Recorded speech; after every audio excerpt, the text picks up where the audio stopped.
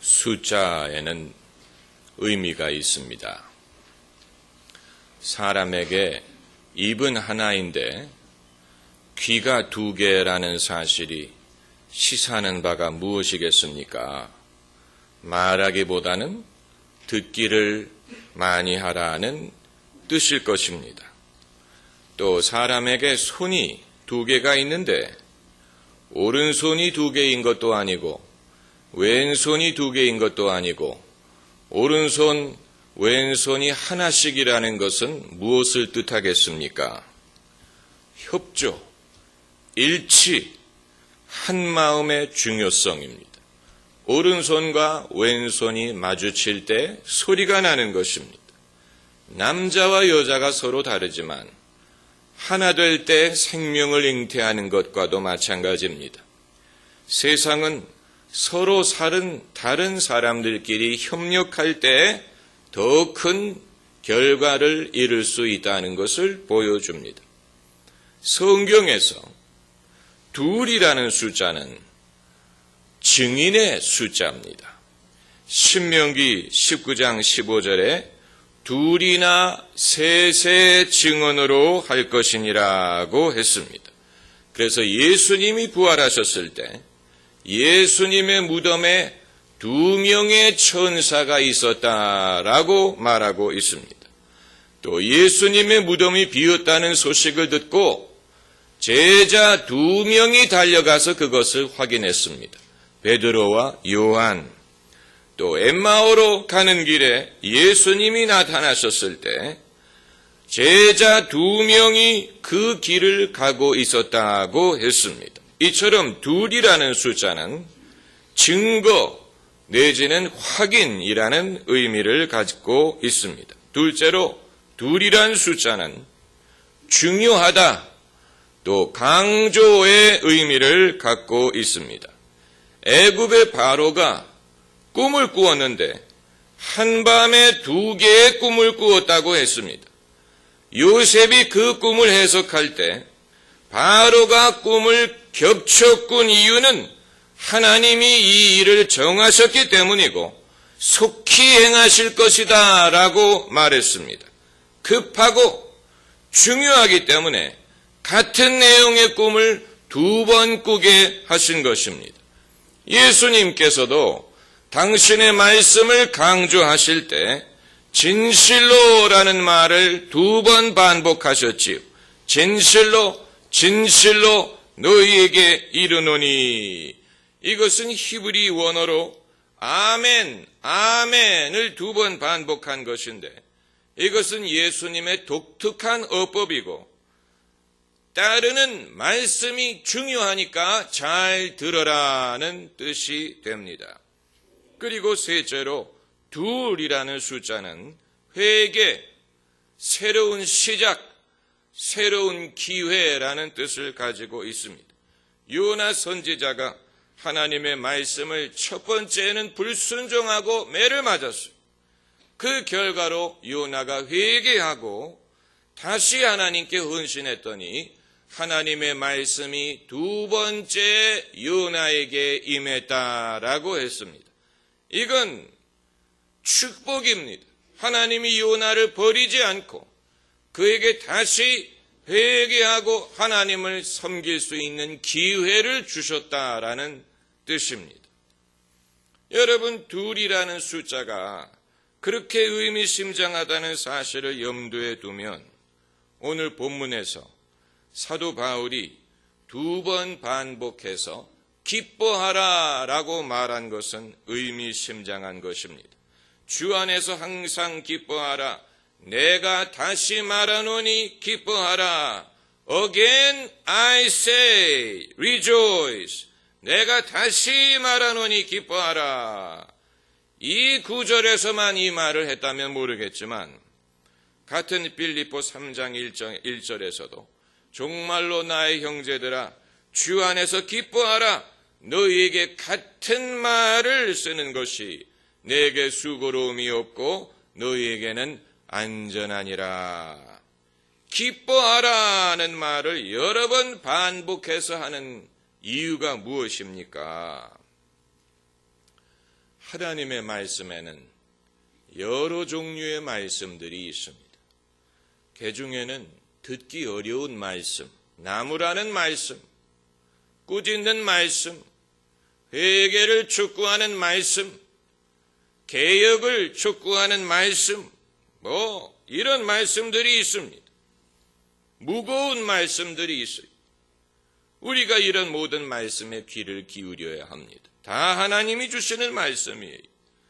그런데 하나님이 그 많은 말씀 중에서 특별히 강조하고자 하는 말씀은 그런 어렵고 무거운 말씀보다는 오늘 본문처럼 긍정적이고 밝은 말씀들이라는 얘기입니다. 그래서 기뻐하라. 이 말씀을 반복한 데는 이유가 있는 거죠.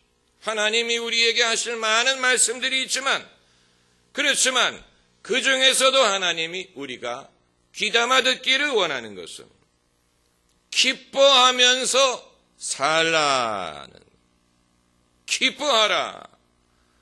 여러분, 우리가 하나님의 의중을 얼마나 오해하고 있는지를 여기서 엿볼 수 있습니다.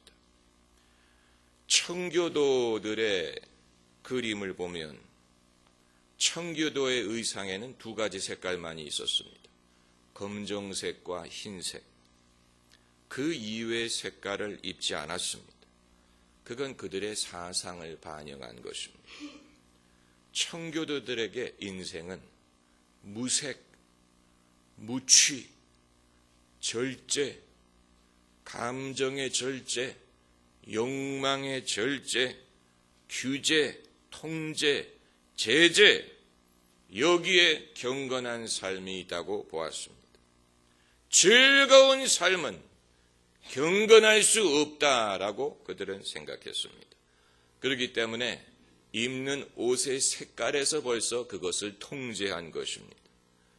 우리 개신교인들은 청교도들의 영향을 많이 받았습니다. 그렇다고 우리가 그들처럼 무색무취한 삶을 산다는 뜻은 아니지만 적어도 인생을 신앙과 연결시켰을 때는 즐거움이라든가 기쁨이 신앙에서 비롯되지는 않는다고 생각하는 것입니다. 그래서 우리는 청교도들처럼 살지는 않지만 청교도들처럼 생각합니다. 적어도 신앙에 대해서는 그렇다. 우리에게도 여전히 경건의 색깔은 검정색입니다. 이 데살로니가서에 있는 말씀, 항상 기뻐하라, 범사에 감사하라, 쉬지 말고 기도하라, 우리 귀에 익숙한 성경 구절이지요. 이 구절에서 범사에 감사하라는 뜻은 우리가 이해합니다. 또 쉬지 말고 기도하라 하는 말의 뜻도 이해합니다. 그런데 우리가 이해하지 못하는 것은 항상 기뻐하라 하는 말씀. 여러분 의외라고 생각하실지 모르겠지만 기뻐하라 하는 말을 우리는 잘 이해하지 못합니다.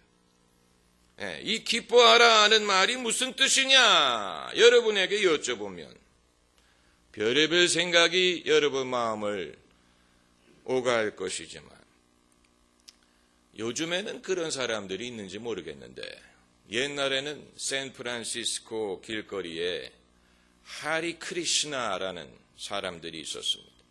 머리를 빡빡 깎고 가운을 입고 북을 두드리면서 하리 크리시나 하리 크리시나 하면서 이 길에서 노래 부르는 사람들이 있었어요. 약간 약 먹은 사람들처럼 보여요. 약간 비정상으로 보여요. 그런데 우리는 사람이 성령을 받으면 그런 식의 기쁨을 경험하지 않을까 이렇게 생각을 합니다. 아마 사람이 성령 충만한 사람의 기쁨은 그런 것 거다. 할렐루야 할렐루야 이런 식으로 그럴 수도 있습니다. 사람이 성령 충만을 경험하면 엑스터시를 경험합니다. 황홀을 느껴요. 속에서 기쁨이 우러나와요. 그러나 성경이 말하는 기뻐하라 하는 것이 과연 그렇게 살라는 뜻은 아닌 것으로 봅니다. 왜냐하면 만약에 하나님이 말씀하시는 기쁨이라는 것이 그런 식의 어떤 그 초자연적인 하나님이 순간적으로 주시는 기쁨의 경험을 말하는 것이라면 우리가 어떻게 밤낮 예배당에서 예배만 하면서 살 수 있겠습니까? 밥은 언제 먹고 학교는 언제 가고 직장은 언제 가고 잠은 언제 자겠습니까? 그렇죠? 그건 오히려 현실을 도피하려는 것과도 같습니다. 현실을 도피해서 쾌락을 얻으려고 하는 사람들이 바로 마약을 하는 사람들입니다. 아편, 코카인, 헤로인, 필로폰, 마리화나, 심지어 엑스터시라는 이름의 마약도 있습니다. 이들은 쾌락을 얻기 위해서 어두운 방 구석에 앉아가지고 코로 흡입을 하든 주사기로 몸에 주사를 하든 아니면 담뱃대로 그것을 피우든 마약을 몸에 주입해가지고는 풀어진 눈으로 그 쾌락을 즐깁니다. 그래서 이 약물의 효과가 떨어지면 다시 그 쾌감을 얻기 위해서 마약을 사고 이런 식으로 현실과는 점점 멀어지고 몸도 마음도 피폐해지면서 폐인으로 변하는 것입니다. 쾌락을 얻으려고 했는데 그것이 폐인으로 만드는 그런 아주 중대한 부작용을 낳지요. 여러분, 성령 운동이 성령의 역사에 대해서 왜곡한 면이 있다면 초자연적인 현상만을 강조한 것에 있습니다. 그래서 기쁨이라는 것을 성령의 초자연적인 역사로만 해석을 하려고 해서 몇 년 전에 유행했던 토론토 축복이라고 들어보셨는지 모르겠습니다. 이 토론토 축복에서는 성령이 임하시면 사람들이 개처럼 소리를 지르면서 웃었어요. 그걸 거룩한 웃음이라고 불렀어요. 많은 사람들이 이 축복을 받기 위하여 토론토에 갔습니다.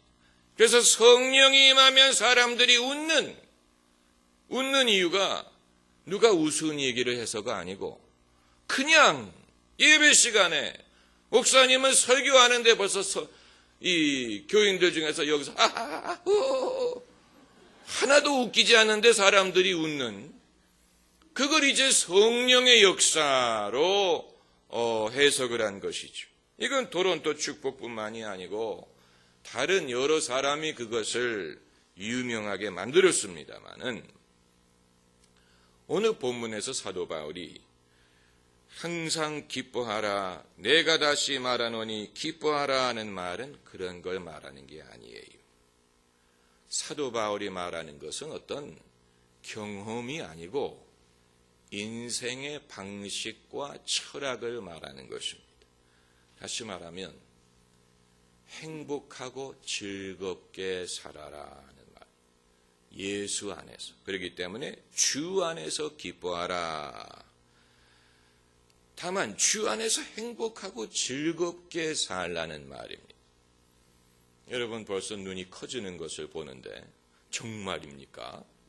설마 그게 고난주간에 할 말이란겨? 여러분 예수님의 고난은 잠시였지만 예수님의 영광과 기쁨은 영원합니다. 여러분 사람이 죽음을 앞두고 제일 후회하는 게 뭐냐? 내가 좀 더 참을 걸, 내가 좀 더 즐길 걸 이렇게 후회를 한다고 합니다. 여러분 인생은 짧고 인생은 한 번밖에 없는데 왜 우리는 그 짧은 세월을 살면서 그렇게 염려하고 고민하고 시기하고 다투며 살까? 현실이라는 것을 우리는 어떻게 해석하느냐 하면은 견뎌야 될 대상으로 봅니다. 현실은 내가 견디고 인내하고 참아야 될 것으로 생각합니다. 즐거운 것이라고 생각하는 사람은 많지 않아요. 즐거움은 미래에 있다고 봐요. 먼 훗날 내 자식이 좋은 대학에 합격하면, 내 소원을 이루면, 그게 뭔지는 모르겠지만 내 소원을 이루면, 대박을 터뜨리면 그때 가서 내가 즐거워하리라. 그러나 지금은 아니다. 이런 식으로 사는 사람들이 대부분. 학력이 높을수록, 인생에 대한 꿈이 많을수록 그렇습니다. 그래서 현실의 고난이 있어야 미래의 행복이 가능해진다. 맞는 얘기인데 중요한 것은 그 미래의 행복이 안 온다는 사실이에요. 지금 행복하지 않은 사람은 미래에도 행복할 가능성이 별로 없습니다. 여러분, 그것은 인생을 허비하는 것이고, 여러분, 자식이 성공하면 그때 가서 행복하려고 하지 말고 지금 여러분 옆에 있는 자식으로 인해서 행복한 법을 배워야 됩니다. 할렐루야. 아주 중요한 것입니다. 내 자식으로 이 행복을 얻기 위하여 멀리 보내고 힘들게 공부를 시킬 수도 있지만, 지금 내 옆에 있는 자식으로 인해서 행복하세요. 그걸 즐거워서 얼마나 좋아요. 나중에 돈을 많이 벌면 그때 가서 행복할 거라고 생각하지 마시고 지금 있는 돈을 가지고 행복하고 즐겁게 살면 됩니다. 이 월가에서 일하는 금융인들, 뱅커들은 점심시간이 따로 없어요. 점심 먹을 시간이 없어요. 그래서 샌드위치를 주문해가지고 컴퓨터 스크린을 쳐다보면서 때웁니다. 그러나 남부 프랑스라든가 이탈리아 사람들은 점심시간이 피에스타입니다. 그래서 친구들, 친지들과 앉아서 대화하면서 서로의 이 대화를 즐기면서 음식을 즐기면서 그렇게 식사를 해요. 여러분, 똑같은 식사인데 월가의 뱅커에게는 식사는 때우는 것이고 이탈리아 사람에게는 즐거운 것입니다. 그러니까 여러분, 인생의 철학이 어떠하냐에 따라서 사람이 돈이 많고 지위가 높아야 행복한 게 아닙니다. 왜 돈을 버느냐? 돈을 버는 목적이 무엇이냐라고 물었을 때 행복하기 위하여 돈을 번다고 말하지. 그렇지만 지금은 행복하지 않은 것이고, 과연 돈이 행복을 사줄 수 있는 것이냐? 그러면 신앙이 향락주의를 가르치는 것입니까? 향락주의는 다른 것이지요. 향락주의는 이상한 방법으로 쾌락을 사려고 하는 것입니다. 어디 이상한 데에 가서, 어두침침한 데에 가서 평소에는 안 하는 이상한 방법으로 즐거움을 돈으로 사려고 하는 것이 향락주의. 그건 인간을 타락시킵니다. 성경이 말하는 즐거움은 이상한 방법이 아닌 정상적인 방법으로, 숨어서 하는 것이 아닌 오픈의 방법으로, 특별한 방법이 아닌 평범한 방법으로 즐거워하는 것입니다. 우리가 예수님을 직접 뵙지 못해서 그렇지, 예수님을 우리가 직접 볼 수 있었다면 예수님은 인생을 즐기면서 사셨을 것 같습니다. 왜냐하면 예수님은 사람 만나기를 좋아하셨어요. 같이 식사하는 것을 좋아하셨어요. 식사 중에 천국을 가르치시고 식사 중에 병자를 고치셨어요. 예수님이 잡히시기 전에도 마지막으로 제자들과 한 것이 같이 식사하는 것이었습니다. 예수님은 삭개오의 집에 찾아가시고 마리아와 마르다의 집에 찾아가시고 또 그들과 대화하시고, 예수님이 가시는 곳에는 죽은 자가 살아나고 또 병든 자가 낫고 하나님의 구원이 임했습니다. 예수님이 가시는 곳에는 심지어 장례식 행렬이 잔치로 변했습니다. 예수님이 가시는 곳에는 물이 포도주로 변했습니다. 예수님은 천국을 무엇에 비교하셨습니까? 잔치에 비교하셨습니다. 그래서 불교, 유교, 기독교를 비교하면 유교는 제사집이고 불교는 상가집이고 기독교는 잔치집이다. 이렇게 말합니다. 여러분, 그런데 예수님에게는 이런 모든 것이 자연스러웠어요. 예수님은 식사하다가 병자를 고치시고 대화하는 중에 사람들이 구원을 받고, 예수님은 자연스러운 중에 초자연적인 일을 하셨습니다. 그렇기 때문에 예수님에게는 이 중요한 것입니다. 예수님에게는 경건한 순간과 즐거운 순간의 차별이 없었어요. 즐거운 중에 경건한 역사가 일어나 경건한 중에 즐거움을 경험했어요. 여러분, 하나님이 인간을 원래 만드셨을 때 그렇게 살라고 만드셨습니다. 이 웨스트민스터 신앙 고백의 첫 번째 고백, 하나님이 인간을 만드신 이유는 하나님을 영화롭게 하고 하나님을 영원히 즐거워하기 위한 것이다. 그랬어요. To glorify God and enjoy Him forever. 하나님을 영화롭게 하고 하나님을 영원히 즐거워하게 하기 위하여.